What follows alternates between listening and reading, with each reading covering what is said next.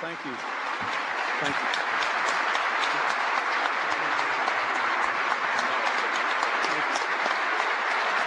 Thank you very much. Thank you. Thank you. Thank you very much. I'm delighted to see all of you here. I thank Speaker Foley and the Republican leader Bob Michel for joining us today. There are so many people to thank, and the Vice President did a marvelous job. I do want to mention, if I might, just three others. Laura Tyson, the Chair of the Council of Economic Advisors, Bob Rubin, the head of my national economic team, and one Republican member of the House that wasn't mentioned, Congressman David Dreyer, who went with me on a rainy day to Louisiana to campaign for NAFTA. There are many others that I might mention, but I thank all of you for what you have done. I also can't help but note that in spite of all the rest of our efforts, there was that magic moment on Larry King,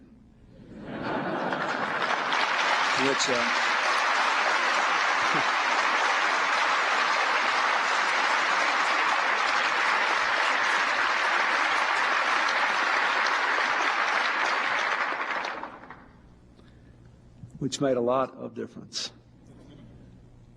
And I thank the Vice President for that and for so much else. In the campaign, when we decided to come out for NAFTA, he was a strong supporter of that position in our personal meetings, long before we knew whether we would even be here or not. I also would be remiss if I did not personally thank both Mickey Cantor and Matt McClarty for the work they did, especially in the closing days with the Mexican trade representatives and the Mexican government. I'd also like to welcome here the representatives from Mexico and Canada and tell them they are, in fact, welcome here. They are our partners in the future that we are trying to make together.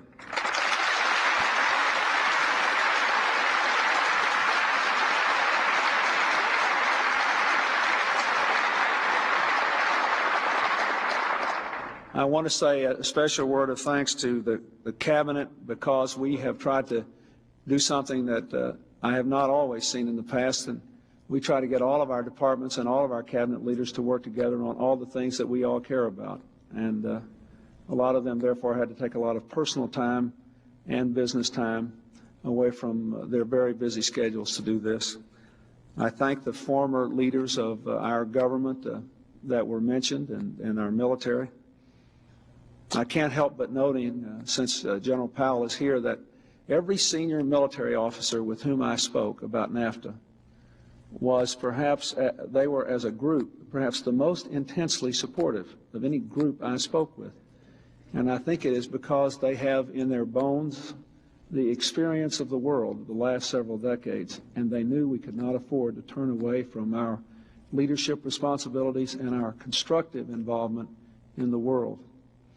And many of them, of course, still in uniform, were not permitted to say that in public and should not have been, but I think I can say that today. I was profoundly personally moved by the remarks that they made.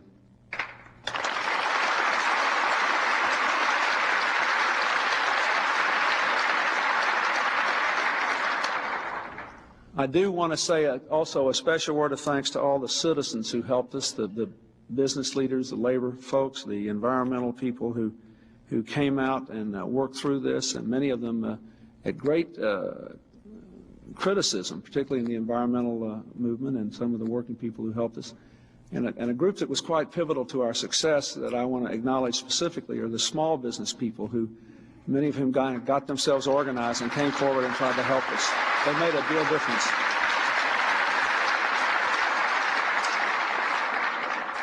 And they've been mentioned, but I couldn't let this moment go by without thanking my good friend Bill Daley and Congressman Bill Frenzel for their work in helping to mobilize this effort. The Congressman Frenzel wrote me a great letter the other day and sent me one of his famous doodles that he doodled around the NAFTA legislation, which I'm now having framed. But they sort of represented the bipartisan spirit that captured the Congress and captured the country in the cause of change. I hope that we can have more of that. in the days and months and years ahead. It was a very fine thing. This whole issue turned out to be a defining moment for our nation. I spoke with one of the folks who was in the reception just a few moments ago, who told me that he was in China watching the vote on international television when it was taken, and he said you would have had to be there to understand how important this was to the rest of the world. Not because of the terms of NAFTA, which basically is a trade agreement between the United States, Mexico, and Canada, but because it became a symbolic struggle for the spirit of our country and for how we would approach this very difficult and rapidly changing world, dealing with our own considerable challenges here at home. I believe we have made a decision now that will permit us to create an economic order in the world that will promote more growth, more equality, better preservation of the environment, and a greater possibility of world peace. We are on the verge of a global economic expansion that is sparked by the fact that the United States at this critical moment decided that we would compete, not retreat. In a few moments, I will sign the North American Free Trade Act into law. NAFTA will tear down trade barriers between our three nations. It will create the world's largest trade zone and create 200,000 jobs in this country by 1995 alone. The environmental and labor side agreements negotiated by our administration will make this agreement a force for social progress as well as economic growth. Already the confidence we've displayed by ratifying NAFTA has begun to bear fruit. We're now making real progress toward a worldwide trade agreement so significant that it could make the material gains of NAFTA for our country look small by comparison. Today we have the chance to do what our parents did before us. We have the opportunity to remake the world. For this new era, our national security, we now know, will be determined as much by our ability to pull down foreign trade barriers as by our ability to breach distant ramparts. Once again, we are leading, and in so doing, we are rediscovering a fundamental truth about ourselves. When we lead, we build security, we build prosperity for our own people. We've learned this lesson the hard way. Twice before in this century, we have been forced to define our role in the world. After World War I, we turned inward, building walls of protectionism around our nation. The result was a Great Depression and ultimately another horrible World War. After the Second World War, we took a different course. We reached outward. Gifted leaders of both political parties built a new order based on collective security and expanded trade. They created a foundation of stability and created, in the process, the conditions which led to the explosion of the great American middle class, one of the true economic miracles in the whole history of civilization. Their statecraft stands to this day, the IMF and the World Bank, GATT, and NATO. In this very auditorium in 1949, President Harry Truman signed one of the charter documents of this golden era of American leadership, the North Atlantic Treaty that created NATO. In this pact, we hope to create a shield against aggression and the fear of aggression, Truman told his audience, a bulwark which will permit us to get on with the real business of government and society, the business of achieving a fuller and happier life for our citizens. Now the institutions built by Truman and Atchison, by Marshall and Vandenberg, have accomplished their task. The Cold War is over. The grim certitude of the contest with communism has been replaced by the exuberant uncertainty of international economic competition. And the great question of this day is how to ensure security for our people at a time when change is the only constant. Make no mistake, the global economy, with all of its promise and perils, is now the central fact of life for hardworking Americans. It has enriched the lives of millions of Americans, but for too many, those same winds of change have worn away at the basis of their security. For 2 decades, most people have worked harder for less. Seemingly secure jobs have been lost. And while America, once again, is the most productive nation on earth, this productivity itself holds the seeds of further insecurity.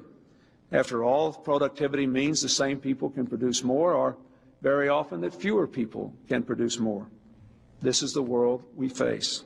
We cannot stop global change. We cannot repeal the international economic competition that is everywhere. We can only harness the energy to our benefit. Now we must recognize that the only way for a wealthy nation to grow richer is to export, to simply find new customers for the products and services it makes. That, my fellow Americans, is the decision the Congress made when they voted to ratify NAFTA.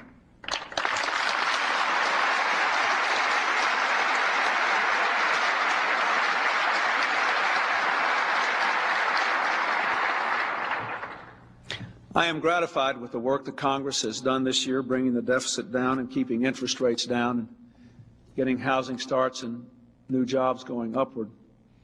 But we know that over the long run, our ability to have our internal economic policies work for the benefit of our people requires us to have external economic policies that permit productivity to find expression not simply in higher incomes for our businesses, but in more jobs and higher incomes for our people. That means more customers. There is no other way, not for the United States or for Europe or for Japan or for any other wealthy nation in the world.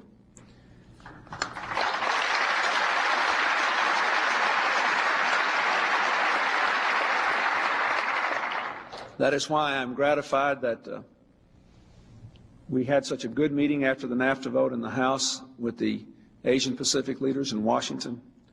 I am gratified that, as Vice President Gore and Chief of Staff Mike McClarty announced 2 weeks ago when they met with President Salinas, next year the nations of this hemisphere will gather in an economic summit that will plan how to extend the benefits of trade to the emerging market democracies of all the Americas.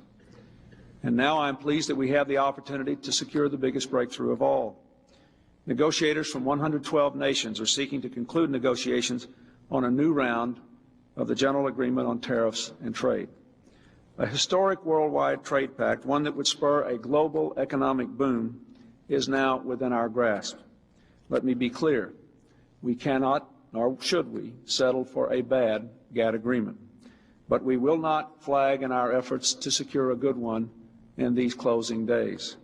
We are prepared to make our contributions to the success of this negotiation, but we insist that other nations do their part as well. We must not squander this opportunity.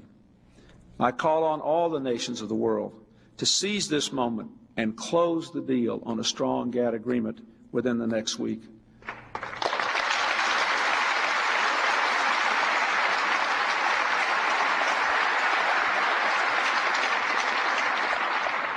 I say to everyone, even to our negotiators, don't rest, don't sleep.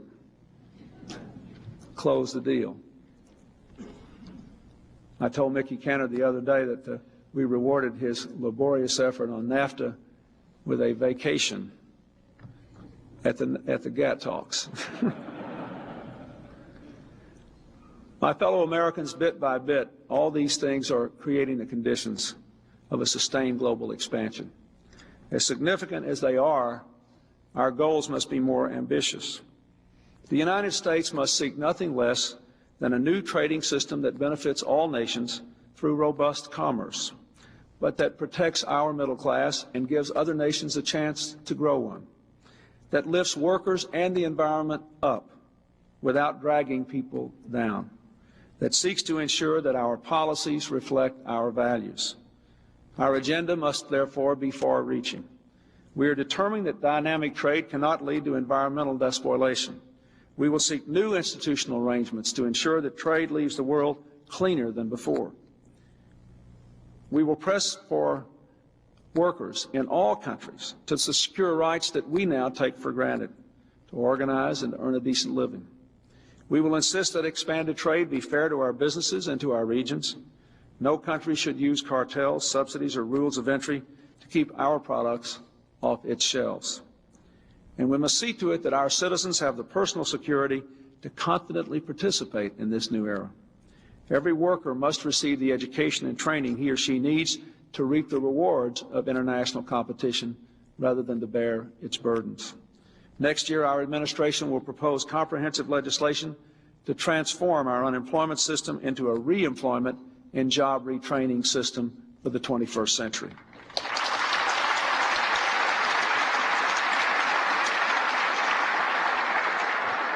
And above all, I say to you, we must seek to reconstruct the broad-based political coalition for expanded trade. For decades, working men and women and their representatives supported policies that brought us prosperity and security. That was because we recognized that expanded trade benefited all of us, but that we have an obligation to protect those workers who do bear the brunt of competition by giving them a chance to be retrained and to go on to a new and different and ultimately more secure and more rewarding way of work. In recent years, this social contract has been sundered. It cannot continue. When I affix my signature to the NAFTA legislation a few moments from now, I do so with this pledge to the men and women of our country who were afraid of these changes and found in their opposition to NAFTA an expression of that fear, what I thought was a wrong expression and what I know was a wrong expression, but nonetheless represented legitimate fears. The gains from this agreement will be your gains too. I ask those who oppose NAFTA to work with us to guarantee that the labor and side agreements are enforced, and I call on all of us who believed in NAFTA to join with me to urge the Congress to create the world's best worker training and retraining system. We owe it to the business community as well as to the working men and women of this country. It means greater productivity, lower unemployment, greater worker efficiency, and higher wages and greater security for our people. We have to do that.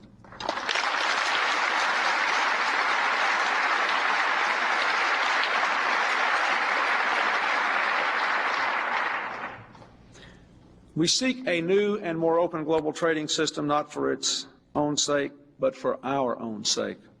Good jobs, rewarding careers, broadened horizons for the middle-class Americans can only be secured by expanding exports and global growth. For too long, our step has been unsteady as the ground has shifted beneath our feet. Today, as I sign the North American Free Trade Agreement into law and call for further progress on GATT, I believe we have found our footing, and I ask all of you to be steady, to recognize that there is no turning back from the world of today and tomorrow. We must face the challenges, embrace them with confidence, deal with the problems honestly and openly, and make this world work for all of us.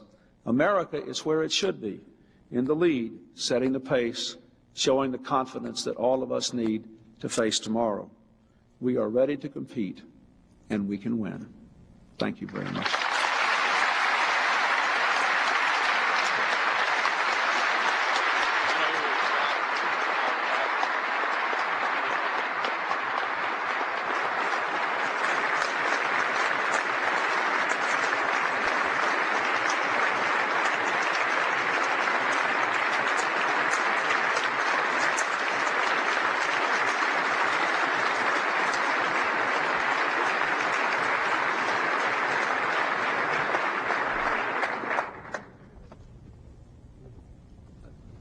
As I sit down to sign this, I do want to say one thing just for the benefit more than anything else of the members of Congress who are here.